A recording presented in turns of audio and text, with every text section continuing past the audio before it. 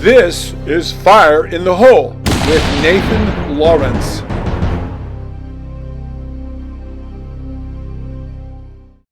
Hello again, everyone. In part 2 of exploring the root causes of America's current civil war, this is part 2, we are going to look at the causes, and they are not human beings.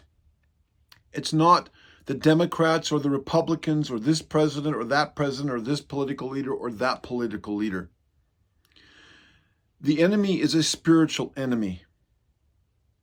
The roots of the current problems run deep and long and go way back in ancient history. They go all the way back in the Bible to the beginning of time, to Genesis chapter 3, to the tree of the knowledge of good and evil, and to the serpent in the tree. And they also go back as another manifestation of that initial injection of poison into the system by Satan the devil. It was the manifestation of the Nimrod at the Tower of Babel or Bavel in Genesis chapter 10 and 11, where human beings began to collectivize and pool their resources, and cities and empires were formed, and tyrannical government was established. In this case, by the leader of Nimrod, who was the founder of the first empire in the world, and the precursor to the modern Babylon of that era, and then the later Babylon of Nebuchadnezzar, and then the end time Babylon that the Bible in the book of Revelation calls Babylon the Great. So today as we dig in part 2 and explore the root causes of the Civil War, as well as all of the conflicts in the world going on today, and going all the way back to the beginning of time, as well as all the origins of and the roots of all the false religions. We're going to explore the cause or the root or the beginning of the mother of all religions, from which all the other children, daughters, if you will, spring out. And it's called secular humanism. And this goes back to the devil's original lie, back at the beginning of the Bible, to Adam and Eve, the tree of the knowledge of good and evil, and is the religion of the New World Order, which the Bible refers to as Babylon the Great, that will dominate and that will be the dominant religion on the earth just prior to the second coming of Yeshua. And it is the religion of the current day leftists, communists, Marxists, evolutionists, the atheists, the liberal progressive left in America and all around the world. And so to properly address the causes, to not, as Christians, to not fall into hatred and disdain and a bitter attitude toward the individuals that are propagating this false religion, so that we can continue to be salt and light in the world, so that we can continue to reach out to them with the message of hope, the message of the gospel, the message of the cross of Yeshua, the message of reconciliation, of love, and of redemption. We must understand who the real enemy is. And sadly, he has deceived and duped many people into going along with his anti-Christ, anti-Bible, anti-Christian, anti-Jewish ideologies. So we are currently watching unfolding before us an epic and cosmic struggle between the forces of evil and good. The world system or cosmos of the devil is pitted against the unalterable and immutable plans, purposes, and word of the sovereign creator of the universe, whose name is Jehovah Elohim, the God of the Bible. Ultimately, this battle boils down to the epic and perennial battle between the spirit of Antichrist that the Bible talks about versus Jehovah Yeshua the Messiah, who is in the English language is colloquially called Jesus Christ. At the center of this battle is man, is you and me. We, or the original man from which we are descended, was created in the image of Elohim with the potential destiny to become a son of Elohim, a glorified, resurrected, immortalized son of Elohim, of God. This is what the Bible teaches. The adversary, on the other hand, is vying to make man in his image a son of perdition, of hell, of damnation. To sit on the sidelines, to ignore the battle, and to not choose a side is, by default, to choose the side of Satan the devil, the chief adversary of Jehovah Elohim, who is man's creator. So each of us must carefully choose his course of action, for the consequences are permanent and eternal, either an eternity in the presence of our Father in heaven, or as ashes under the feet of the righteous saints of Elohim. So says the Bible. People can gamble with their life and view this scenario as an ancient mythos or mythology from dim antiquity, or believe that God is dead or never existed, as the so-called enlightened ones of the 19th century ardently convince themselves to believe. Or one can choose to believe the Bible. The former person, who believes that God is dead or irrelevant, has everything to lose and nothing to gain. While on the other hand, the latter person, who believes the Bible and believes there is a God, has nothing to lose and everything to gain. In fact, that is not to choose is by default to choose the side of the devil, to be inactive or to not act, or to ignore, to bury one's head in the sand is by default to choose the side of the devil, and therefore to lose it all.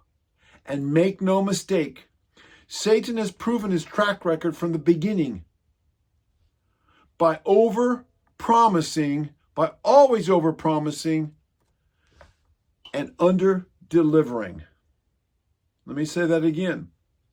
Satan and his minions, his human acolytes, always over-promise and under-deliver. Always. And it leads to tyranny and a dystopia, a hell on earth. And for those of you who know the history of tyrants and fascistic dictators, communist leaders, and the like, you know the end results. It's death and destruction. Kill, steal, and destroy.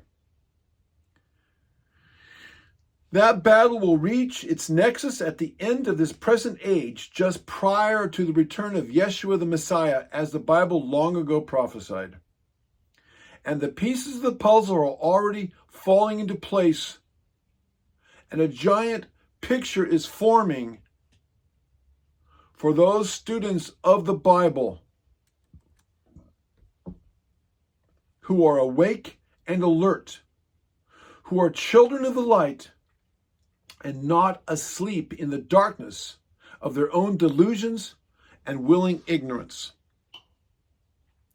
Will man fall for the lies of the counterfeit Messiah or remain faithful to the truth and the word of the true, heaven-sent Messiah? To resist the deceiver and his human sycophantic acolytes and minions and not fall for the lies of man's enemy, one must know the truth, the face of one's enemy and what one's enemy is really like, including his tactics, game plans, the nature of his deception. The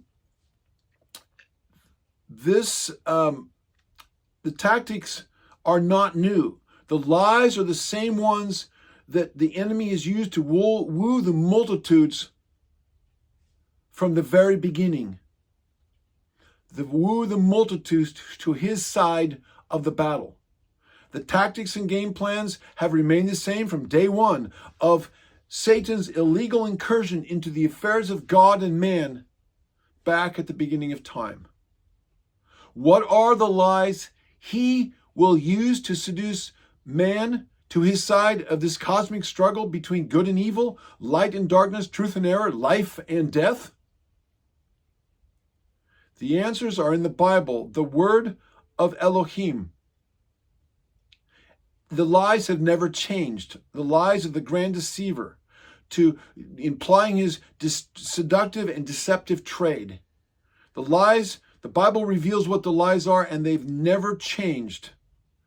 For the book, the word, the Bible, the word of Elohim is the book of life, and it's heaven's gift to man.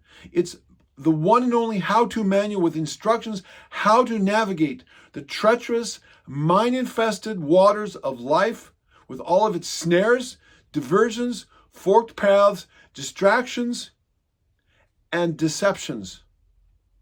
So let's continue in this investigation and discover and peel back the curtain, pull back the curtain, peel away the thin veneer, and look past the deceptive facade that conceals the lies that would subvert the unsuspecting person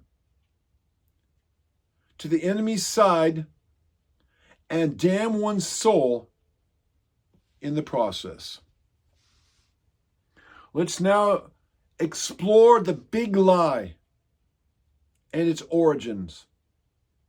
What do I mean by big lie? The scriptures, the Bible, speak of a lie. A lie. Long ago, the Bible predicted that many people who had some sense of the truth of the Creator would end up turning from that truth and would begin to believe a lie, or more correctly, the big lie. We read in the book of Romans, chapter 1, verse 24, "Wherefore Elohim also gave them up to uncleanness through the lust of their own hearts, to dishonor their own bodies between themselves, who changed the truth of Elohim into a lie, and worshipped and served the Creator more than the created more than the Creator, who is blessed forever. Amen." The Bible also tells us that an entity called the man of sin, or the man of lawlessness, will cause many to turn from Jehovah's truth and believe a lie. And this we find in 2 Thessalonians chapter 2, starting in verse 7. And I read, "For the mystery of iniquity does already work. Only he who now restrains will do so until he be taken out of the way. And then shall that wicked be revealed," or that wicked one be revealed, "whom Jehovah shall consume with the spirit of his mouth, and shall destroy with the brightness of his coming. Even him whose coming is after the work of Satan, with all power and signs and lying wonders, and with all deceivableness of unrighteousness in them that perish, because they received not the love of the truth, that they might be saved. And for this cause Elohim shall send them strong delusion, that they should believe a lie, that they all might be damned who believed not the truth, but had pleasure in unrighteousness. And these are not the only two places that speak of the lie or a lie, or people that believe lies. Outside of the New Jerusalem, there at the end of the book of Revelation, the Bible says that those wicked ones who believe a lie will be outside of the New Jerusalem. Let me read Revelation 21:27. And there shall be no wise person enter into the New Jerusalem or anything that defiles it, neither whatsoever works an abomination or makes a lie, but they which are written in the Lamb's book of life. And this warning is repeated again in the last chapter of the Bible, Revelation 22, starting in verse 14.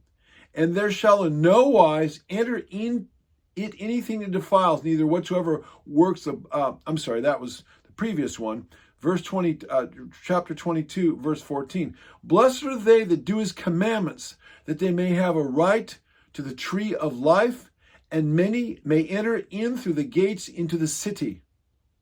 For without are dogs and sorcerers and whoremongers, sexually perverse, and murderers and idolaters, and whoever loves and makes a lie. The primary meaning of these passages is referring to those who have exchanged the truth of Elohim for a lie. But what lie? What lie? Who did Yeshua say was the father of lies in John 8:44? It's the devil, of course. So ultimately, all lies that humans believe had to have originated from those lies of the devil through the serpent who was in the tree of the knowledge of good and evil in the Garden of Eden. So let's go way back in time to the beginning pages of the Bible, to the first humans in the Garden of Eden, and let's explore and examine what that lie was, or what those lies were. So fundamentally, all big lies against the truth of Elohim actually originated from several big lies which the serpent seduced Adam and Eve at the tree of the knowledge of good and evil in Genesis chapter 3. Here is a list of the lies that the serpent told the first humans against the truth or the word of Elohim.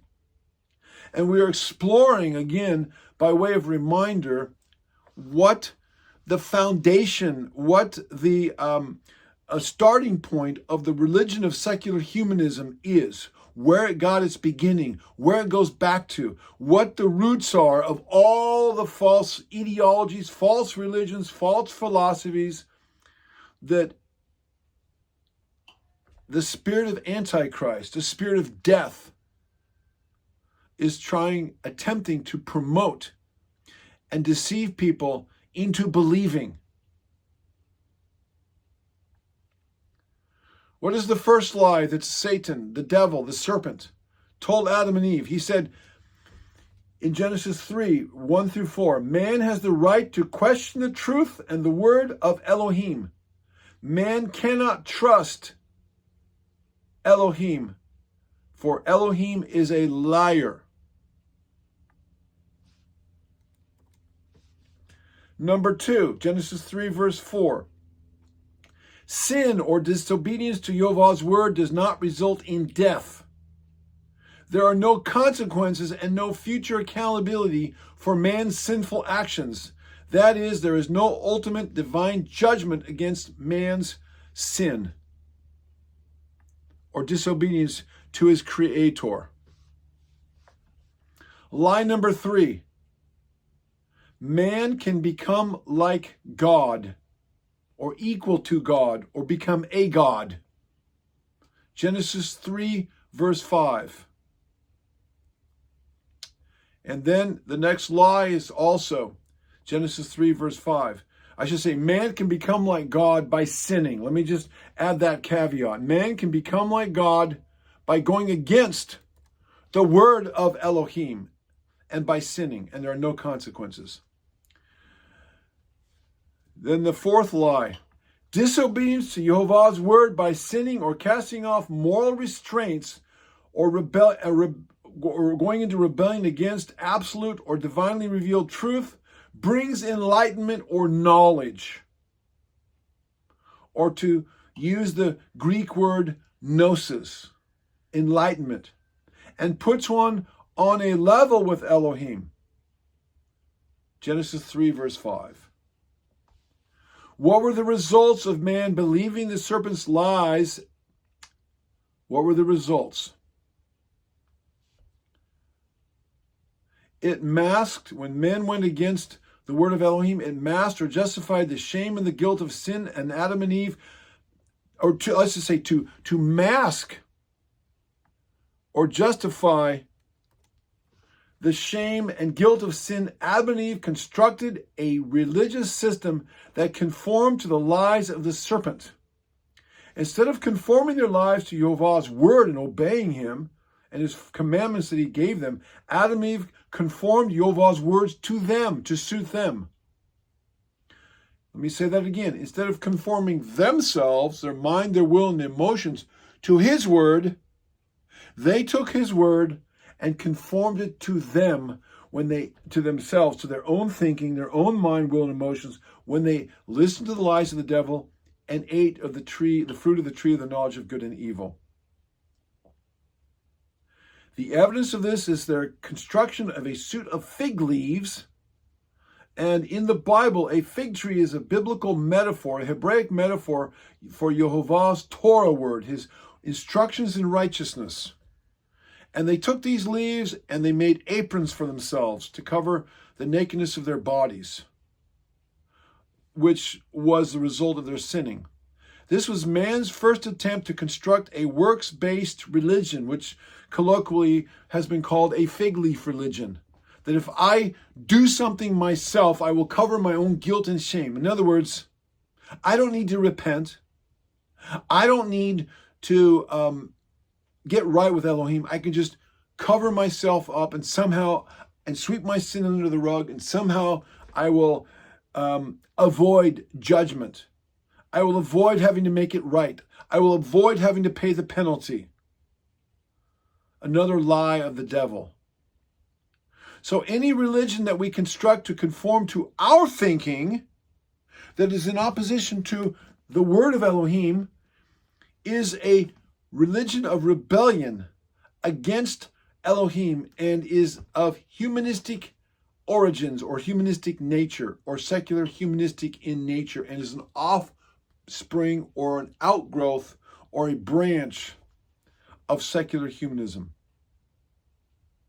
These very same big lies form the basis of the religion of secular humanism, which is the modern satanically inspired iteration of the lies Satan told Satan proffered to the first humans in the Garden of Eden, which have formed the basis of all the false unbiblical religions, ideologies, and philosophies of the world to this day.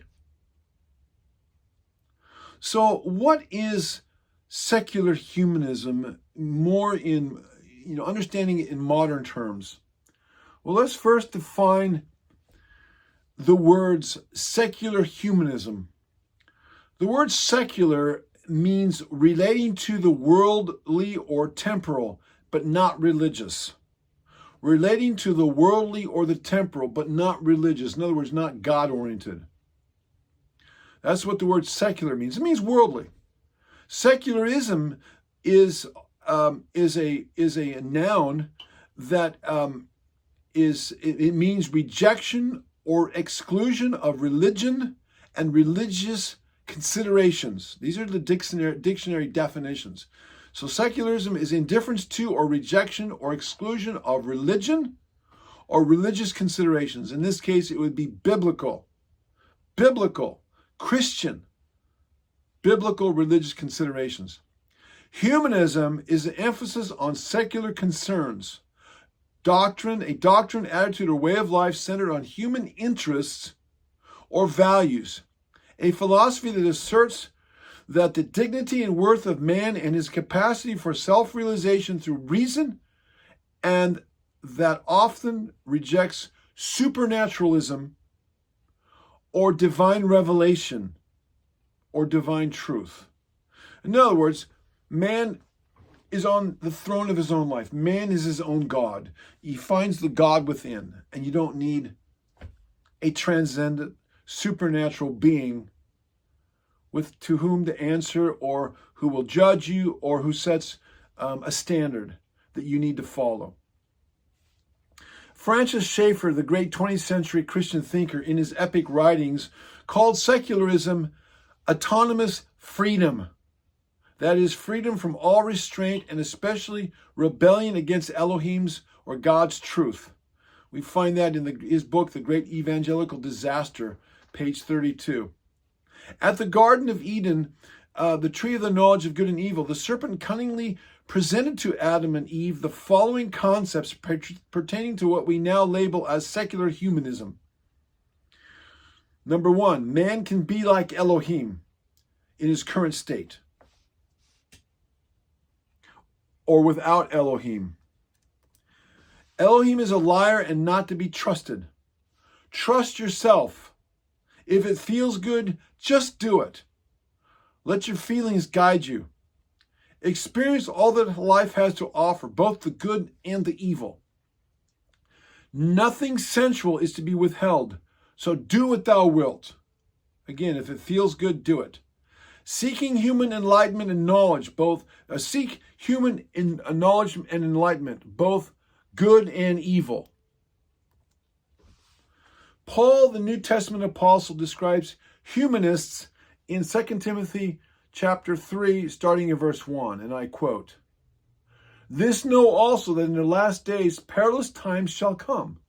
For men shall be lovers of their own selves, covetous, boasters, proud, blasphemers, disobedient to parents, unthankful, unholy, without natural affection, truce breakers, false accusers, incontinent, fierce, despisers of those that are good, traitors, heady, high-minded, lovers of pleasure, more than lovers of Elohim."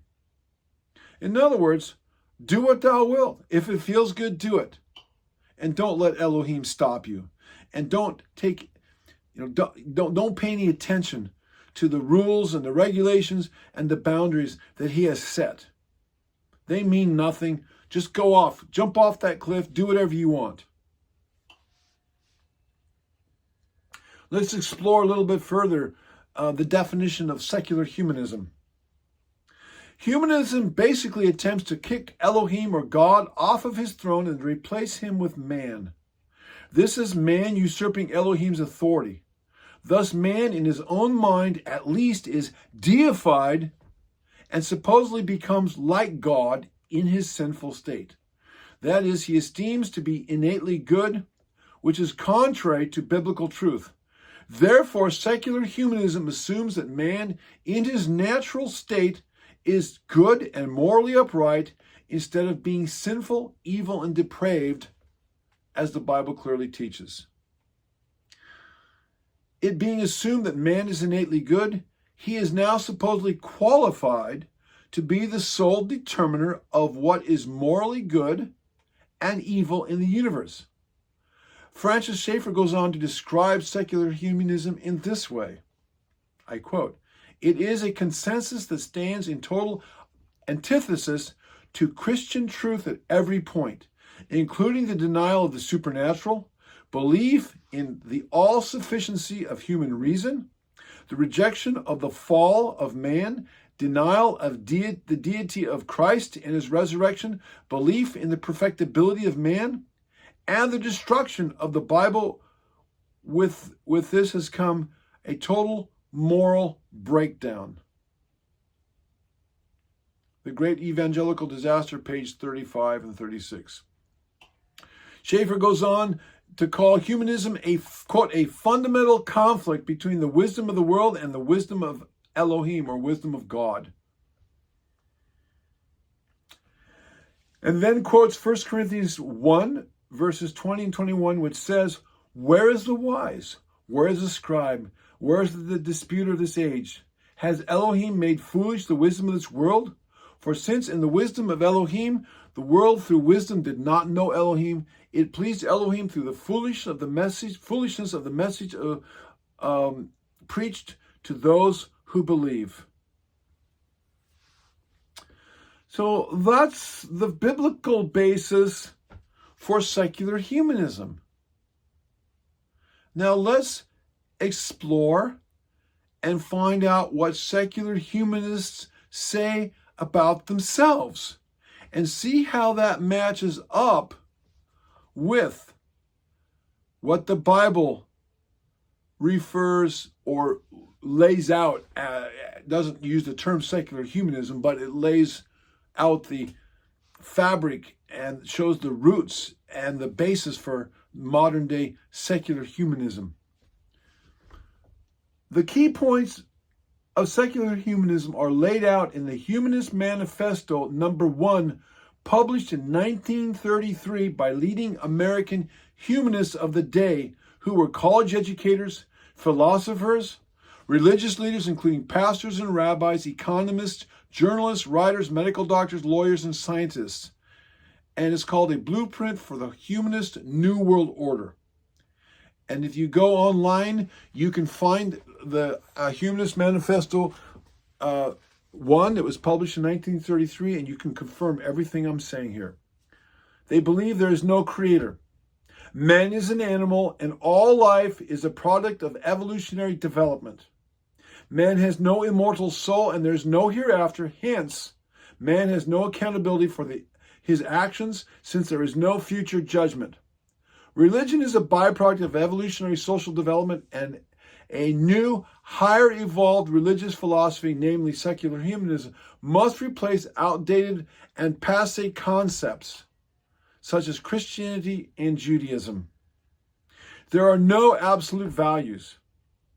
Humanism rejects all religious mores and attempts and concepts of right and wrong. Humanism is a religion. Humanists are social engineers out to remake the world in their image. Sounds like Satan at the tree of the knowledge of good and evil. Humanists want to create a heaven on earth through a collectivistic or communist or socialistic utopia. And they say this in their own documents.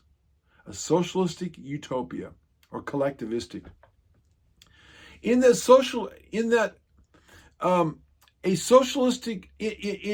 socialistic immoral utopia, they go on to say, there is no room for traditional religion of any kind.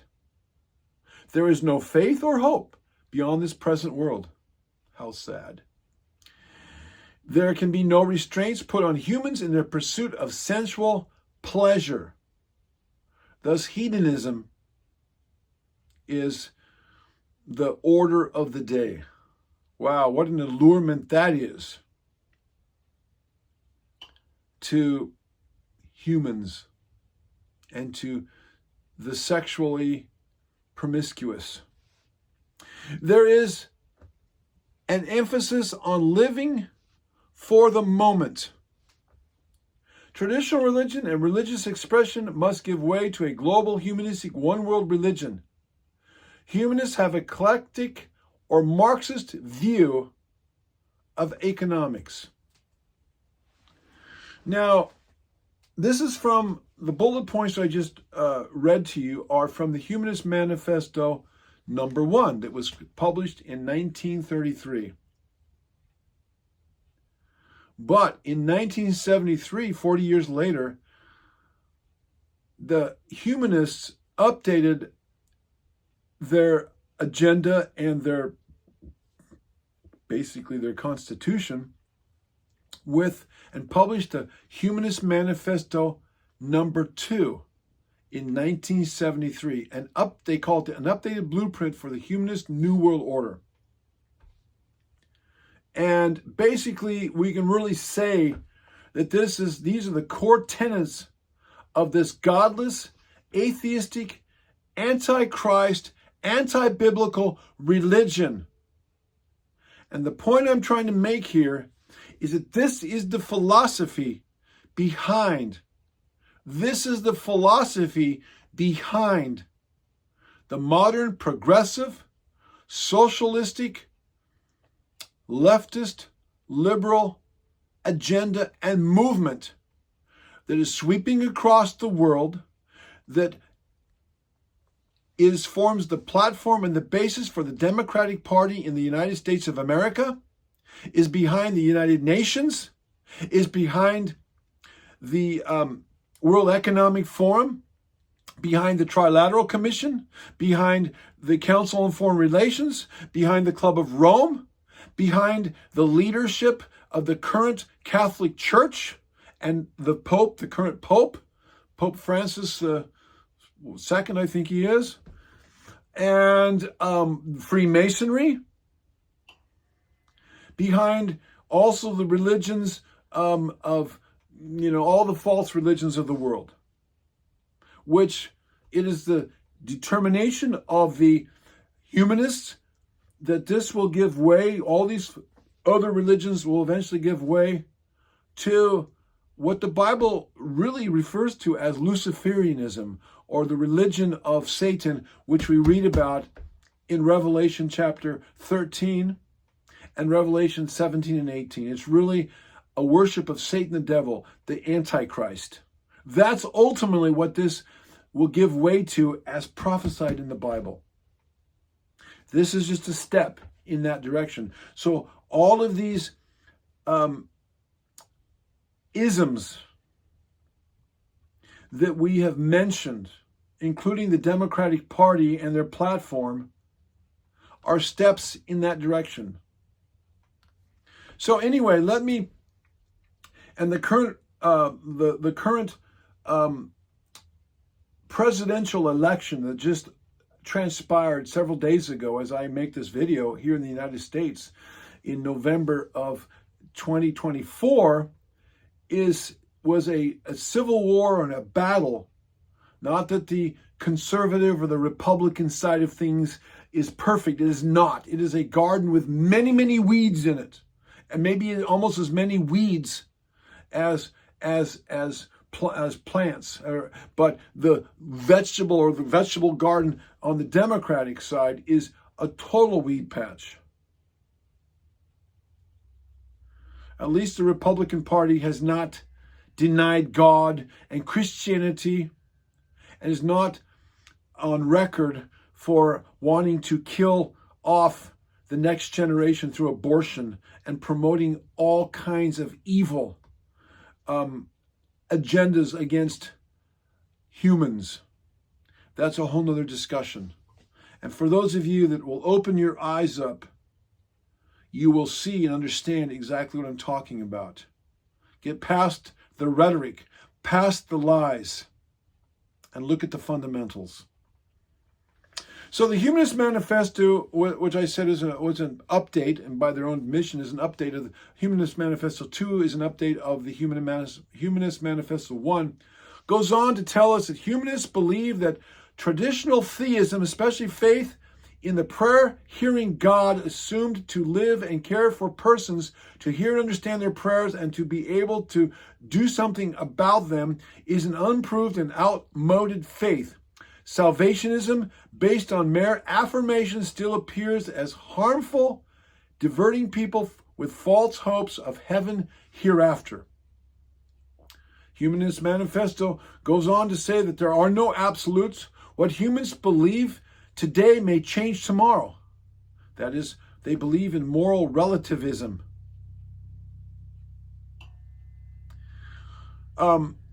There is a great variance among humanists themselves.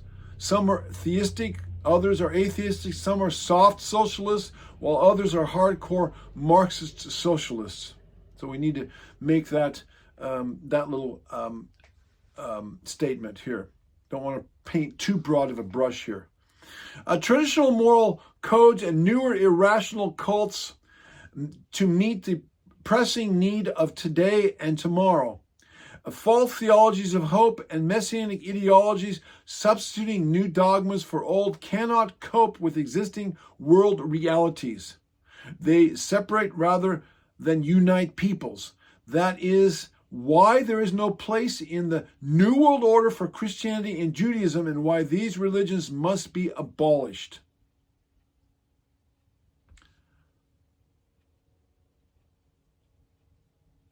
Many kinds of humanism exist in the contemporary world. Scientific humanism, ethical humanism, democratic humanism, religious humanism, and Marxist humanism. Free thought, atheism, agnosticism, skepticism, deism, rationalism, and ethical culture, liberal religion, all claim to be heir to the humanistic tradition. Anything goes, as long as you don't believe in this and in the truth of this.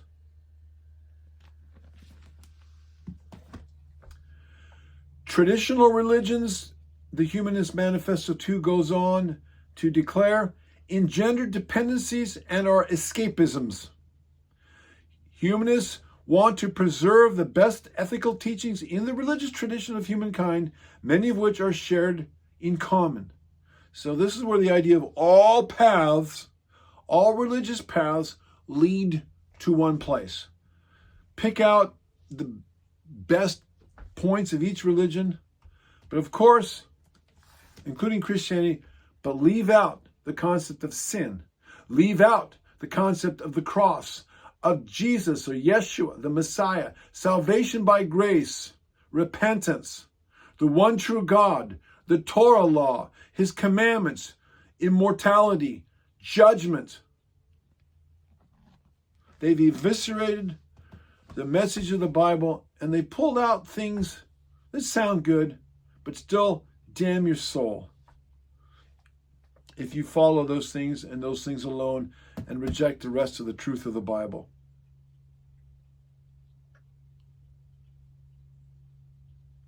Traditional religions often offer solace to humans, but often inhibit humans from helping themselves or experiencing their full human potential. Humans are responsible for what they are or will become. No deity will save them. They must save themselves. The promise of salvation or the fear of eternal damnation are both illusory and harmful. There is no credible evidence that life survives the death of the body. This is what humanists believe. Ethics is autonomous and is situational, needing no theological or ideological sanctions.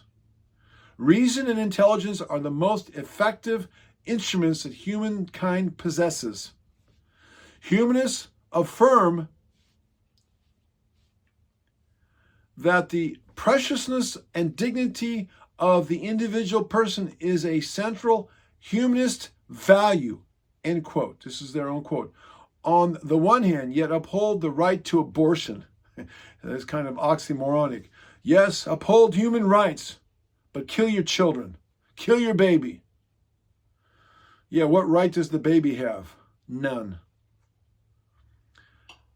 And then in the areas of sexuality, I'm quoting, we believe that intolerant attitudes often cultivated by orthodox religions and puritanical cultures unduly repress sexual conduct. The right to birth control, abortion, divorce should be recognized.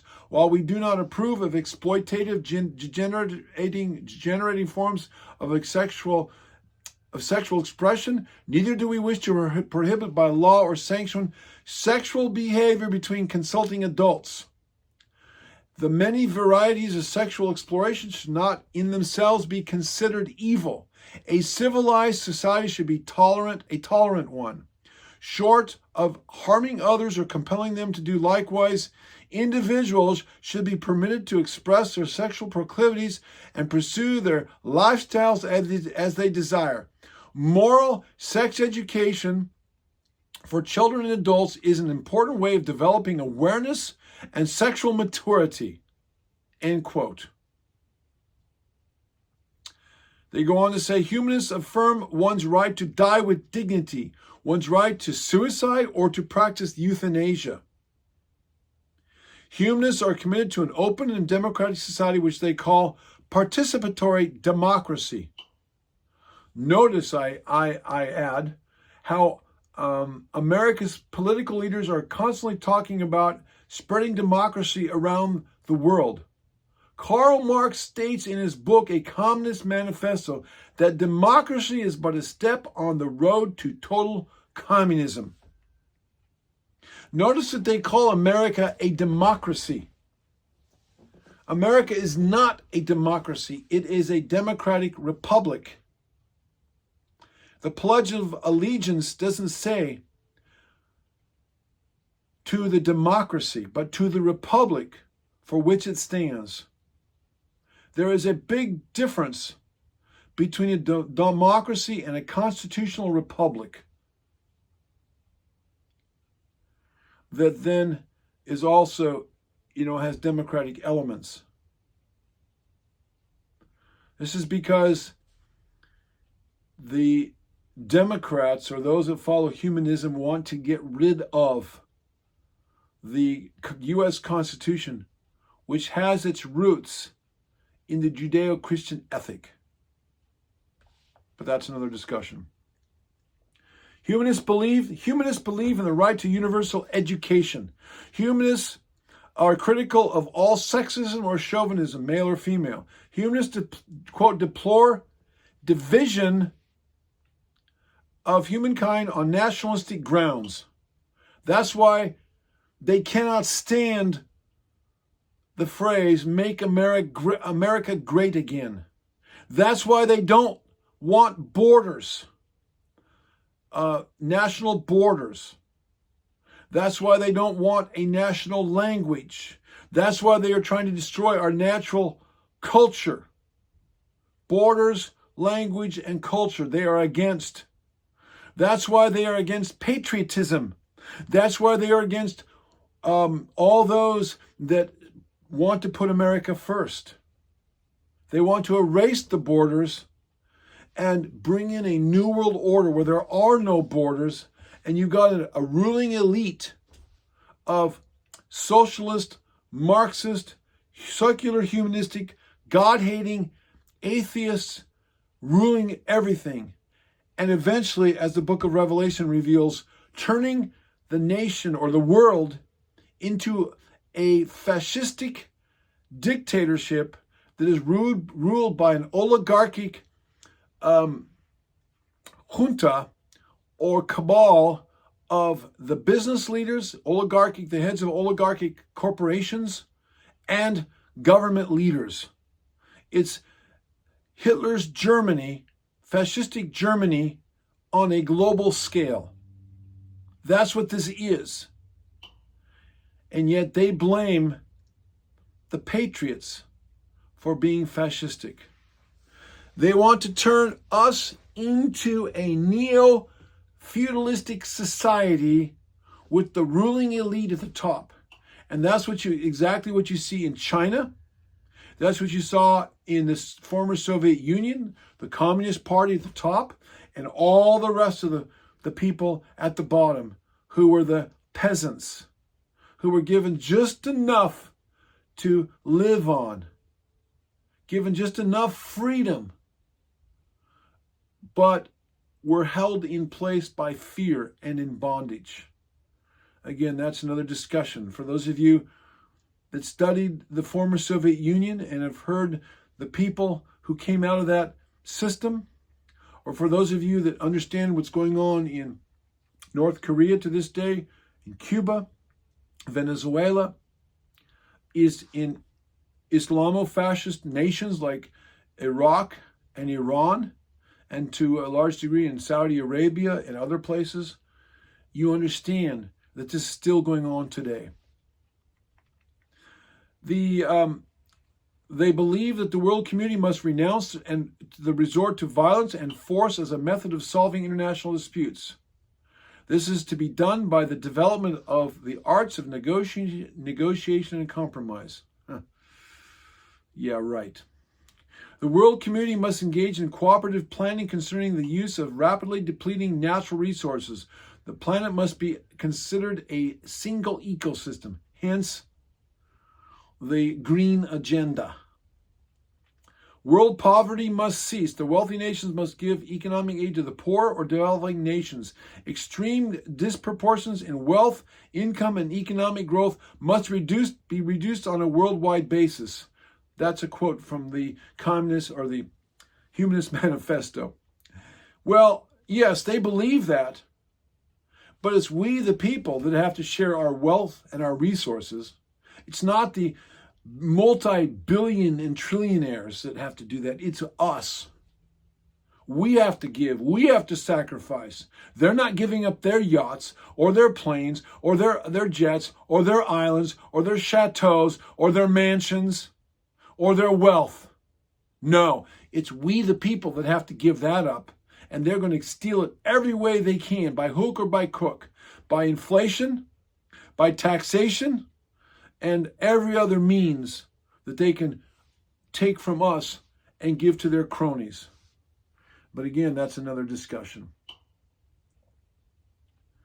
Let's wrap this up.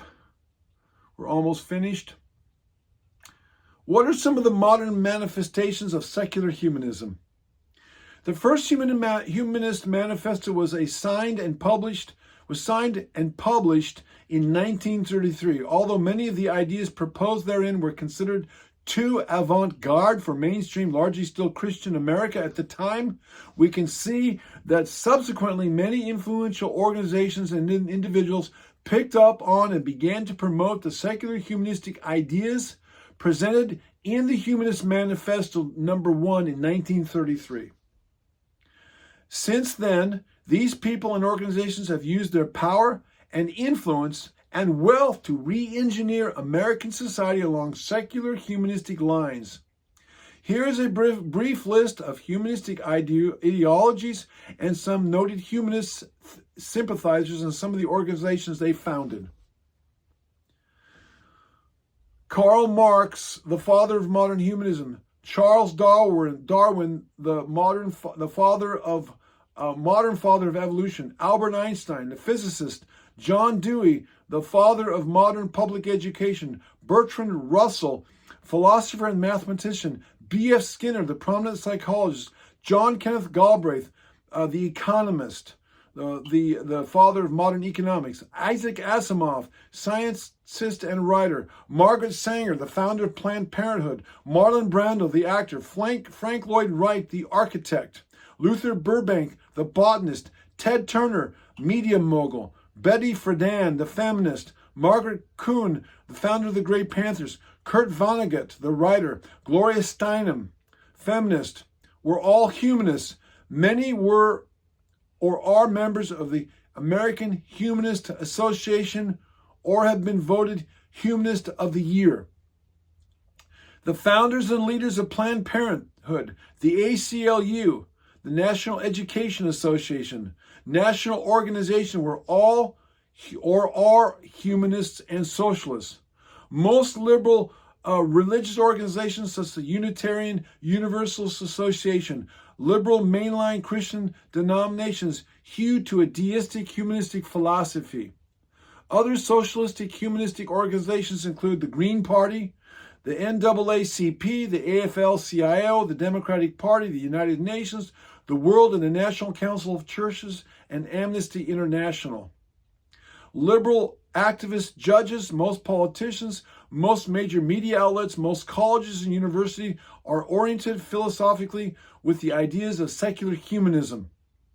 Leftists, liberals, and socialists are secular humanists. Humanism and communism go hand in hand. Humanists hate the family and the Judeo-Christian ethic and religion.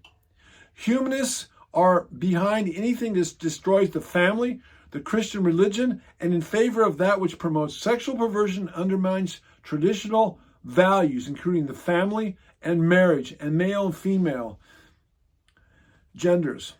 Humanists are statists and believe that the state is God and should rule people's lives. Humanists are pro-democratic and are against republican and constitutional forms of government as they currently are in the United States and elsewhere. The Christian religion went humanist with Constantine the Great when he brought made Christianity the state religion in the 4th century. And the Catholic Church when traditions of men replaced the revealed word of Elohim to one degree or another. The effects of secular humanism upon America over the past 100 years. Here's a list of the effects of socialism and secular humanism upon America. Compulsory public education. So education was taken out of the hands of parents and Christians and brought under the state. The feminist movement, the homosexual, gay, lesbian movement, bisexual, transgender movement is now acceptable socially or societally. Sex education is part of primary education in public schools. Prayer has been put out of schools. The 10 Commandments are being put out of schools and the public places. Any reference to anything Christian or biblical must be eliminated from schools and public places and government-sponsored public celebrations. The legalization of abortion. Doctor-assisted suicide in more and more states and other countries around the world. Bestiality is legal in certain states in the United States. Wilderness areas are off limits to all motorized vehicles and equipment, and more roadless areas in national forests serve to collectivize people in urban areas where they can be controlled and socially engineered by the government. Land use and zoning laws serve to undermine the rights of private property and owners such that government determines how you can use your property and not the owners of the property themselves. Eminent domain laws serve to give government control over private property. Open or under-patrolled porous borders allowing the influx of illegal aliens into the United States to weaken our economic infrastructure and allow a transfer of wealth from this country to third world countries via wealth redistribution. The International Monetary Fund and the World Bank serve as vehicles to help transfer wealth from the wealthy Western, predominantly quote-unquote Christian nations to third world poor nations. Alliances such as NATO and NAFTA serve to entangle America economically and militarily with other nations, helping to create a new world order.